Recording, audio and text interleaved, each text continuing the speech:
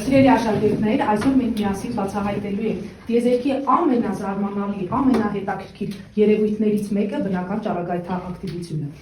Ամեն ինչ սկսվել է 1896 թվականին, երբ ֆրանսիացի ֆիզիկոս Անրի Բեկելերը ոգեշնչված լինելով ռենտգենի հայտնագործությամբ ուզում էր ստուգել ուրանի աղերի վրա արևի ճառագայթների ազդեցությունը, թե նրանք կարող էին ճառագայթել նմանատիպ ճառագայթներ, թե ոչ։ Դրա համար ինքը վերցրել է լուսանկարչական թիթերը, սա է լուսանկարչական թիթերը, երեխեք ջան, այն փաթաթել է սև թղթով փաթաթել է նրա համար, երեխեք, որպեսզի արևի ճառագայթների անմիջական ազդեցությունը չլինի այս թիթերի վրա։ Ու սրա վրա տեղադրել է ուրանի աղի մի կտոր եւ ուզեցել է արևի ճառագայթների ազդեցությամբ ստուգել, թե այս ուրանի աղը արդյոք ճառագայթում է այնպիսի ճառագայթներ, ինչ որ հայտնաբերել է ռենտգենը։ Իսկ ռենտգենը այդ ժամանակ գիտե ինչ ճառագայթներ էր հայտնաբերել, այնպիսի ճառագայթներ, որոնք կարող էին ներթափանցել մարդու մարմնի միջով եւ ստանալ ոսկորների պատկերները։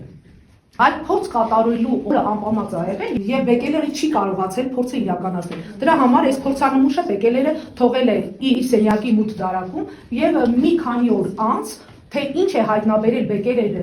լուսանկարչական թիթեղը երևակելուց հետո, կիմանաք, եթե սկանավորեք ձեր սեղաններին դրված առաջին QR-ները։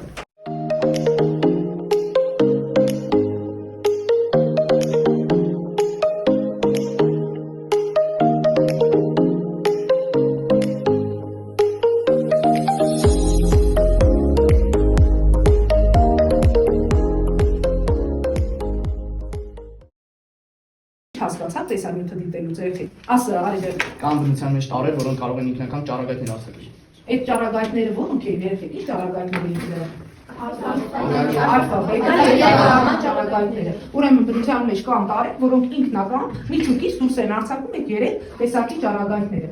Իսկ թե ինչ են իրենցից ներկայացնում այդ ճառագայթները, ինչպիսի հատկություններով են օժտված այդ ճառագայթները, անալու համար հիմա մենք պետք է կատարենք այդ ազգական աշխատանք, խնդրում եմ բացեք դասագրքի 41-րդ պարագրաֆը ու ինքնուրույն կարդացեք դասը, ուսումնասիրեք, առաջին երկու խումբը կներկայացնի գամմա ճառագայթներին, երկրորդ երկու խումբը կբացահայտի բետա ճառագայթների գաղտնիքները եւ երրորդ խումբը կներկայացնի ալֆա մասնիկներից։ 10 րոպե ժամանակ է տրվում։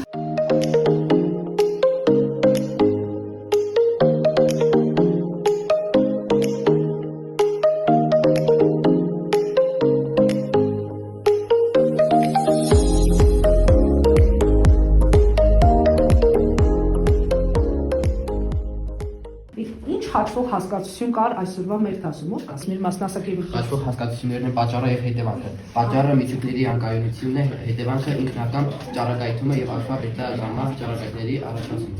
Հաշվող հասկացությունների մասին կքննարկենք փորձի ժամանակ, տեսնենք այնտեղ ինչ հաշվող հասկացություն եք դուք տեսնում եւ ո՞րն է այդ հաշվող հասկացությունը։ Իսկ այժմ ես խնդրում եմ առաջին երկու խմբերը սկզբից դուք ներկայացրեք առաջին խումբը, հետո երկրորդ խումբը ներկայացնի ալֆա մասնիկների մասին։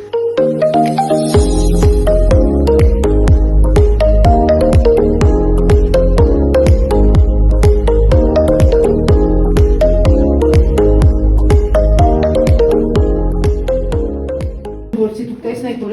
այդ ալֆա մասնիկները իրոք միջավայրում շարժվելով իրենք հետքեր են թողնում, դավորեք ձեր սեղաններին դրված հաջորդ QR-ը եւ դուք սիմուլացիայով փոխելով մասնիկի լիցքը, էներգիան, դուք կարող եք տեսնել, թե այդ ալֆա մասնիկները ինչպիսի հետաքրքրելով կարող են շարժվել։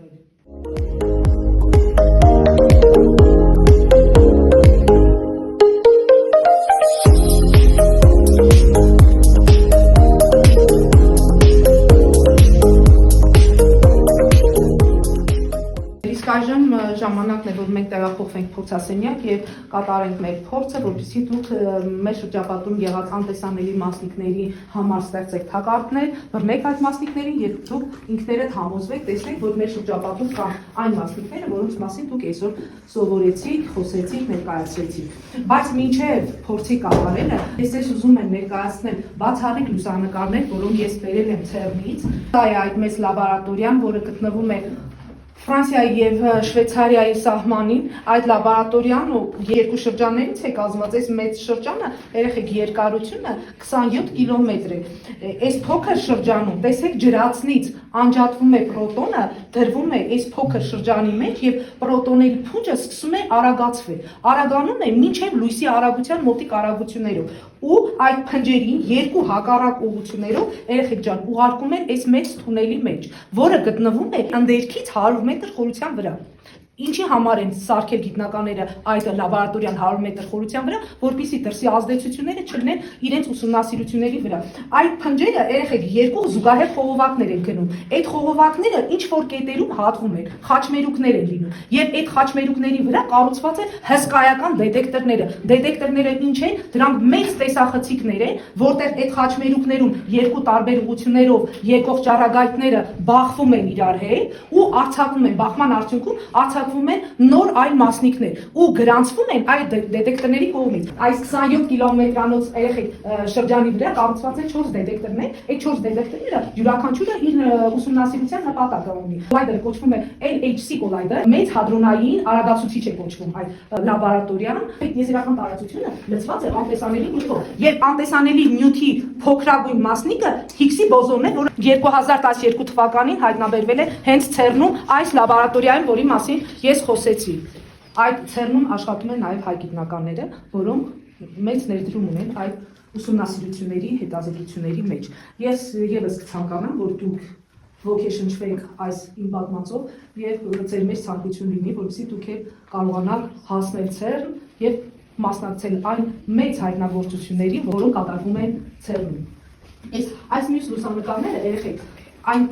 դետեկտորների ավելի խոշորացված պատկերներն են, որոնց մասին ես ասում եմ, իսկ ինչպես է լինում, որ մասնիկին պահում են այս երկար շրջանի խողովակների մեջ, չէ՞ որ այդ մասնիկները լույսի արագությամբ շարժվող մասնիկներ են ու կարող են դուրս գալ, չէ՞, այս խողովակից։ Այս խողովակների շուրջը պատված են շատ հզոր մագնիսներ, որոնք շեղում են այդ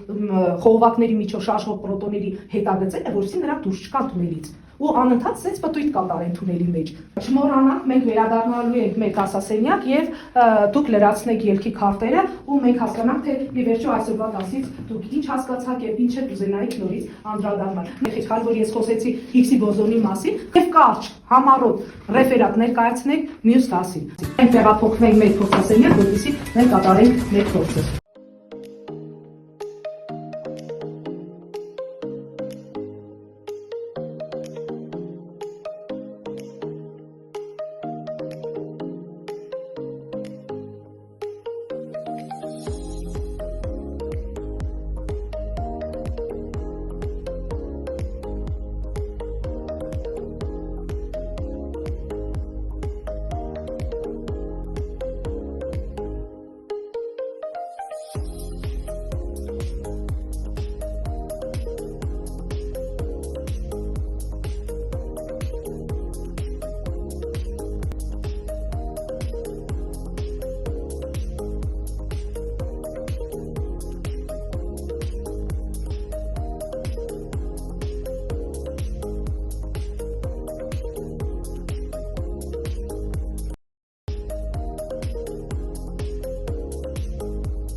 Ժամանակն է, որպեսզի մենք անդրադառնանք մեր այսօրվա ուսումնասիրված թեմային։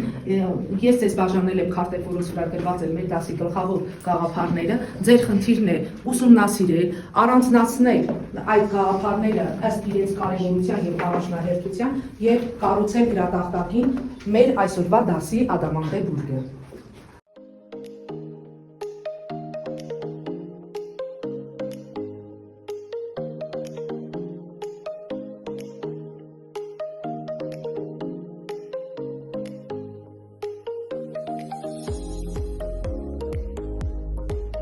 Խնդրում եմ դերասեք երկիքները եւ մենք ավարտենք մեր դասը։